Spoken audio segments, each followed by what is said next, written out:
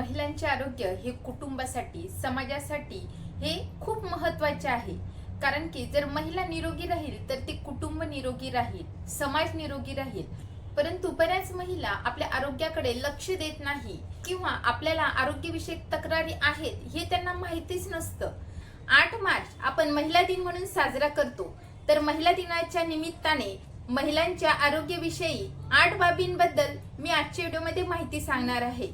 यामध्ये महिलांचा आहार कसा असावा, तसेच महिलांच्या दिनचर्येमध्ये व्यायामाचा समावेश, अभ्यंगाचा समावेश करणं का गरजेचं आहे, कोणत्या कोणत्या व्हिटॅमिन्सची त्यांच्यामध्ये कमतरता जास्त असण्याची शक्यता आहे, तसेच महिलांमध्ये झोपेचे महत्त्व काय आहे, जर ताणतणावग्रस्त महिला असेल तर त्याच्यावर आपण काय घरगुती उपाय करू शकतो, काय आयुर्वेदिक उपाय करू शकतो, तसेच महिलांच्या मानसिक आरोग्याबद्दल लक्ष देणं का गरजेचं आहे आणि सर्वसाधारणपणे महिलांमध्ये आढळणाऱ्या पाळीच्या समस्यांबद्दल आपण घरगुती आणि आयुर्वेदिक काय उपाय करू शकतो या सर्वांबद्दल माहिती बघणार आहोत. तेव्हा व्हिडिओ शेवटपर्यंत नक्की पहा.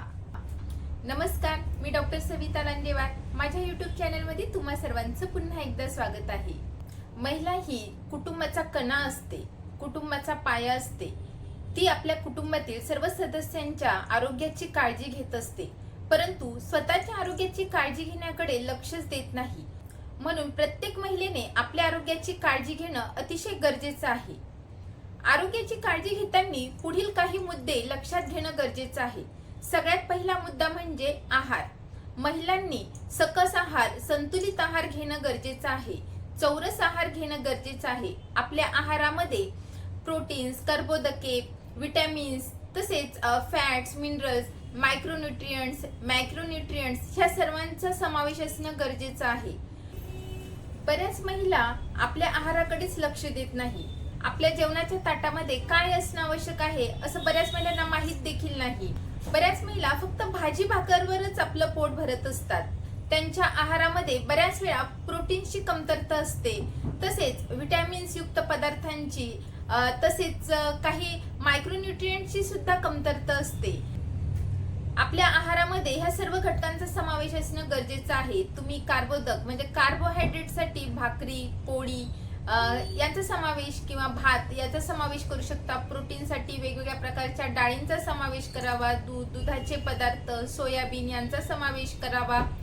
कॅल्शियमसाठी तुम्ही नाचणी सत्व किंवा खारी, खोबरं, डिंक यांचे लाडू तयार करून खाऊ शकता. आयर्न डेफिशियन्सी, लोहाची कमतरता होऊ नये म्हणून भाज्या तुम्ही लोखंडाच्या कढईमध्ये बनवा किंवा आपल्या आहारामध्ये लोहाची पूर्तता होण्यासाठी पालक, बीट, गाजर, खजूर यासारख्या पदार्थांचा समावेश करा. दुसरी महत्वाची बाब म्हणजे बऱ्याच महिलांना काही व्हिटॅमिन्सची, लोहाची आणि कॅल्शियमची कमतरता असते आणि त्यांना ते माहीत देखील नसतं.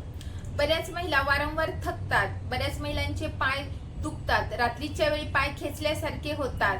बऱ्याच महिलांच्या पायाच्या पोटऱ्या दुखतात आणि ह्या वेदना रात्री झोपायच्या वेळेस त्यांना जाणवतात. मग आपल्या मुलांकडून त्या पाय चेपून घेतात.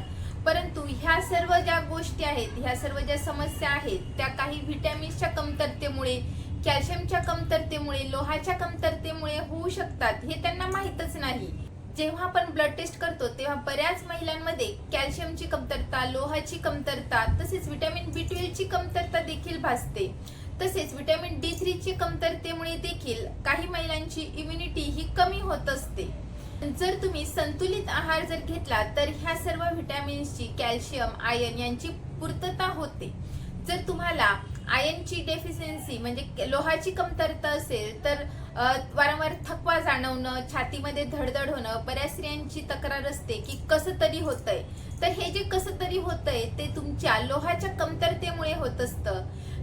जर लोहाची कमतरता असेल तर बऱ्याच महिलांना पाळी देखील रेग्युलर येत नाही किंवा पाळीच्या दरम्यान कमी जातं किंवा ज्या महिलांना पाळीच्या दरम्यान जास्त रक्तस्राव होतो अशा महिलांमध्ये देखील रक्ताल्पता बघितली जाते. भारतातील बऱ्याच महिला ह्या आयर्न डेफिशियन्सी ॲनिमियामुळे म्हणजे लोहाच्या कमतरतेमुळे जी रक्ताल्पता होते त्याने ग्रस्त आहेत आणि हे त्यांना माहीत नाही. बऱ्याच महिलांना वारंवार थकवा येत असतो, थोडंसरी काम केलं की थकतात किंवा वारंवार चक्कर येत असते, केस गळतात. तर अशा जेव्हा समस्या येतात तेव्हा तुम्ही आपल्याला रक्ताल्पते असण्याची शक्यता आहे हे समजून घ्या.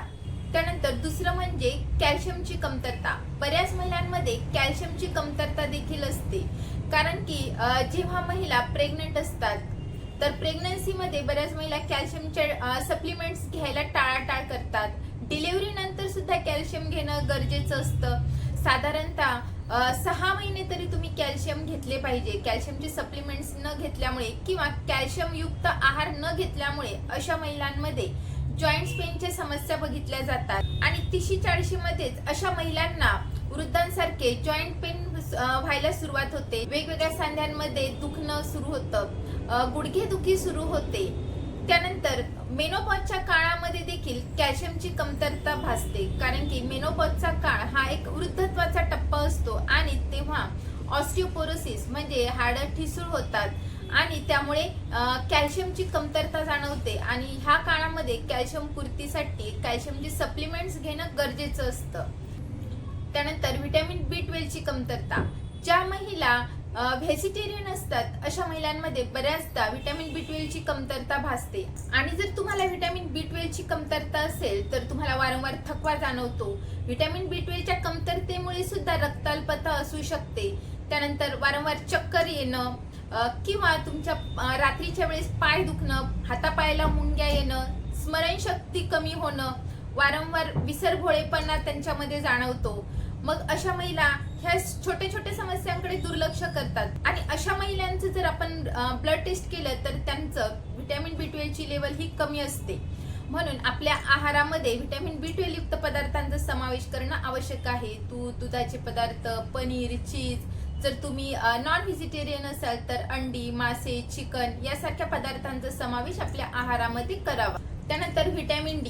बऱ्याच महिलांना असं वाटतं की आपण उन्हामध्ये जातो, ऊन लागतं तर आपल्याला व्हिटॅमिन D ची कमतरता असू शकत नाही, परंतु बऱ्याच महिलांमध्ये देखील व्हिटॅमिन D ची कमतरता असते, कारण की जे ऊन त्यांना हवं असतं 12 ते 2च्या दरम्यानचे जे ऊन असतं ज्यामध्ये UV रेज एकदम तीव्र असतात ते ऊन त्यांच्या अंगावर पडणं गरजेचं असतं आणि हे ऊन आपल्या उघड्या शरीराला डायरेक्टली लागणं गरजेचं असतं. म्हणून बऱ्याच महिलांमध्ये व्हिटॅमिन D ची देखील कमतरता असते. त्यामुळे कॅल्शियमचं ऍब्झॉर्प्शन व्यवस्थित होत नाही आणि त्यामुळे आपली इम्युनिटी देखील कमी होते आणि व्हिटॅमिन D च्या कमतरतेमुळे कॅन्सर होण्याचा देखील धोका असतो. आणि म्हणूनच आपल्या व्हिटॅमिन D ची कमतरता पूर्ण करण्यासाठी आपण घरगुती अजून काय उपाय करू शकतो याबद्दल डिटेल व्हिडिओ मी बनवला आहे, तो तुम्ही बघू शकता. महिलांच्या आरोग्य संबंधित तिसरी आणि महत्त्वाची गोष्ट म्हणजे नियमित व्यायाम. बऱ्याच महिलांना असं वाटतं की आपण घरातली कामं करतो म्हणून आपला व्यायाम होतो, परंतु आपण जी घरातली रेग्युलर कामं करत असतो त्यामध्ये आपलं एक्झर्शन होतं, एक्सरसाइज होत नाही. जेव्हा आपण एक्सरसाइज करतो तेव्हा आपल्या मसलला टोनिंग मिळतं आणि जेव्हा आपण एक्झर्शन करतो तेव्हा आपलं शरीर थकत असतं, मन थकत असतं. म्हणून एक्सरसाइज आणि एक्झर्शन यामधला फरक आधी ओळखून घ्या आणि रोजच्या रोज व्यायाम करायला सुरुवात करा. म्हणजे सकाळी उठल्यानंतर कमीत कमी अर्धा तास चालण्याचा व्यायाम करा. जर तुमच्याकडे अजून जास्त वेळ असेल तर तुम्ही हलका व्यायाम देखील करू शकता.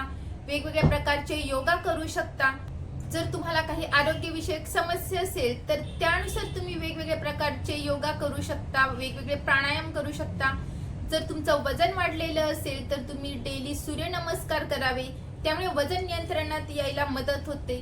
जर तुम्हाला पाळीच्या समस्या असेल, पाळी अनियमित असेल तर तुम्ही बटरफ्लाय पोज करू शकता किंवा चक्की आसन करू शकता.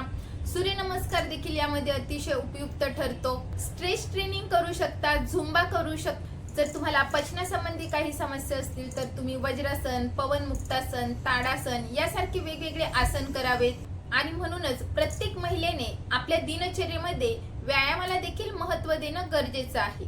त्यानंतर चौथी महत्त्वाची गोष्ट म्हणजे अभ्यंग. प्रत्येक महिलेने अभ्यंग करणं गरजेचं आहे. किमान 30 नंतर तरी अभ्यंग करायला सुरुवात करावी. जर तुम्ही अभ्यंग करत राहिलात तर भविष्यामध्ये जे वाताचे विकार होत असतात ते होणार नाहीत. जर तुम्हाला पाळीच्या समस्या असतील तर त्या देखील कमी व्हायला मदत होते. आणि जर तुम्ही प्री मेनोपॉज स्टेज मध्ये असाल म्हणजे पाळी बंद व्हायच्या स्टेज मध्ये असाल तर अशा काळामध्ये जर तुम्ही अभ्यंग करत असाल तर तुम्हाला पुढील आयुष्य सुकर जायला मदत होईल. कारण की पाळी बंद व्हायचा जो काळ असतो तो वृद्धात्वाचा असतो आणि ह्या काळामध्ये जर तुम्ही तीळ तेलाने किंवा काही आयुर्वेदिक सिद्ध तेलाने जर अभ्यंग केलं तर वातदोषाचं शमन होतं आणि त्यामुळे भविष्यामध्ये सांधेदुखी होणं किंवा वेगवेगळे जे वाताचे विकार असतात ते होणार नाही. महिलांच्या आरोग्याबद्दलची पाचवी आणि महत्वाची गोष्ट म्हणजे निद्रा, झोप. आपल्या घरामध्ये सगळ्यात पहिले उठणारी आणि सगळ्यात शेवटी झोपणारी व्यक्ती म्हणजे आई, म्हणजे ती एक महिलाच आहे. म्हणून तिच्या आरोग्याची काळजी घेणं हे आपल्या हातात आहे, कारण की तिची झोप पुरेशी होणं गरजेचं आहे. प्रत्येक महिलेची पुरेशी झोप होणं अतिशय गरजेची आहे.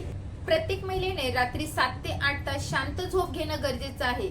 समजा तुम्ही रात्री 10 किंवा 11 वाजेपर्यंत जरी झोपतला तरी सुद्धा त्याचा फायदा होऊ शकतो.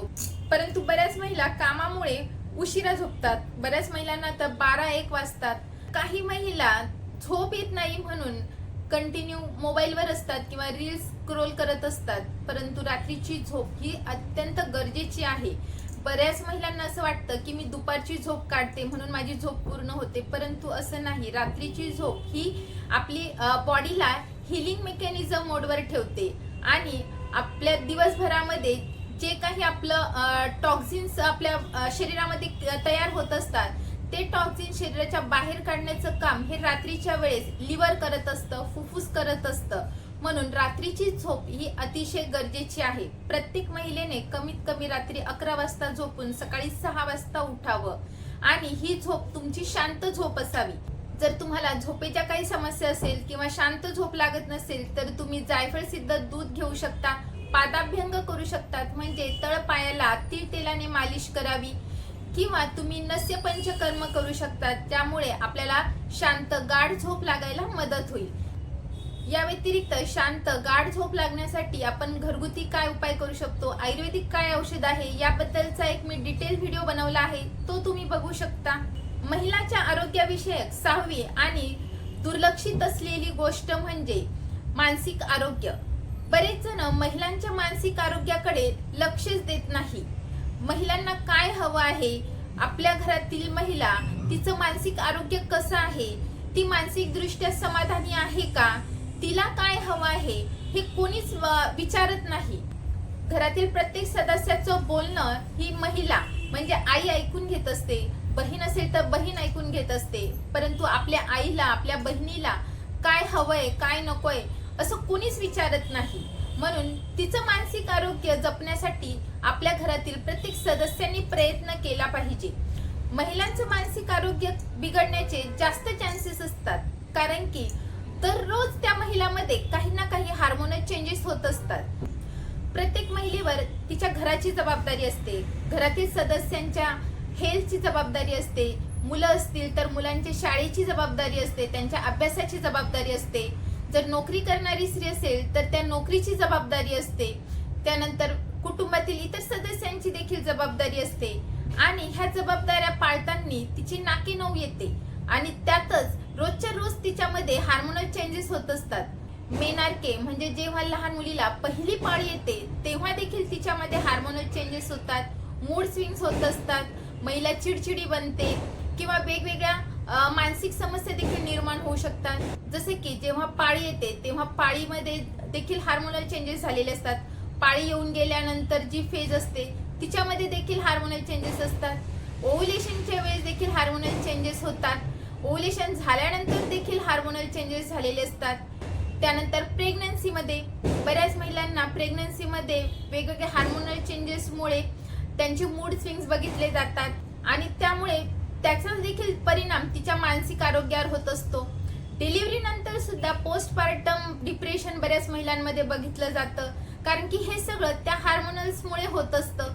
त्यानंतर मेन म्हणजे मेनोपॉज, जेव्हा पाळी बंद होते त्या काळामध्ये देखील महिलांच्या मानसिक आरोग्याकडे अतिशय लक्ष देणं गरजेचं आहे, कारण की ह्या काळामध्ये देखील महिला डिप्रेशनमध्ये जाऊ शकतात किंवा त्यांच्यामध्ये चिडचिडेपणा वाढू शकतो, हॉट फ्लॅशेस होणं किंवा रात्रीला भरपूर घाम येणं, अशा वेगवेगळ्या समस्यांना त्या सामोरे जात असतात.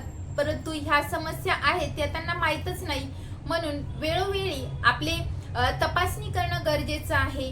म्हणून प्रत्येक घरामध्ये प्रत्येक सदस्याने आपल्या घरातील महिलांच्या मानसिक आरोग्याकडे लक्ष देणं गरजेचं आहे. तिला काय हवंय काय नकोय याबद्दल कमीत कमी एक आठवड्यातून एकदा तरी विचारावं. फक्त महिला दिनाच्याच दिवशी महिला दिन साजरा न करता तुम्ही रोजच्या रोज आपल्या आईला, आपल्या बहिणीला, आपल्या बायकोला तिच्या आरोग्याविषयी विचारावं, तिला मानसिक आधार देणं गरजेचं आहे।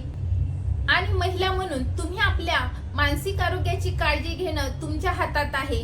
तुम्ही यासाठी वेगवेगळे योगा, प्राणायाम, ध्यान करू शकता, मेडिटेशन करू शकता, आपले छंद जोपासावे, वेगवेगळ्या छंदामध्ये आपलं मन रमवावं, वेगवेगळे पुस्तके वाचावेत, आपल्या मित्रमैत्रिणींशी, आपल्या आवडत्या व्यक्तींशी गप्पा माराव्यात।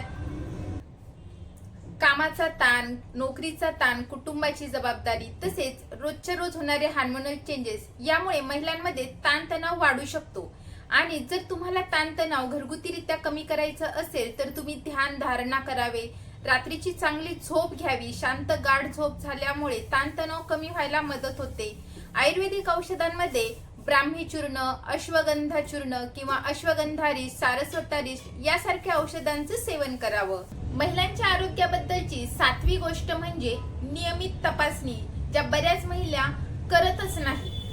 बऱ्याच वेळा ह्या नियमित तपासणीमध्ये बरेचसे कॅन्सर डिटेक्ट झालेले आहेत किंवा बरेचशा ज्या व्हिटॅमिन्सच्या कमतरता, कॅल्शियम, आयर्न डेफिशियन्सी डिटेक्ट झाल्या आहेत। बऱ्याच महिलांना डायबिटीज किंवा हाय बीपीच्या समस्या डिटेक्ट झाल्या आहेत। तर बऱ्याचशा घरामध्ये जोपर्यंत महिला अंथरुणावर पडत नाही तोपर्यंत तिचे तपासण्या करत नाही, परंतु असं न करता दरवर्षी ऍटलीस्ट तिच्या बर्थडेच्या दिवशी तरी नियमितपणे काही ब्लड टेस्ट, रक्त तपासण्या गरजेचं आहे। आणि तिशीनंतर प्रत्येक महिलेने दर 2 वर्षांनी आपल्या पोटाची सोनोग्राफी करणं, ब्रेस्टची तपासणी करणं अतिशय गरजेचं आहे। आणि जर ह्यामध्ये आपल्याला काही समस्या डिटेक्ट झाल्या तर त्यावर लवकरात लवकर औषधी उपचार करणं देखील गरजेचं आहे।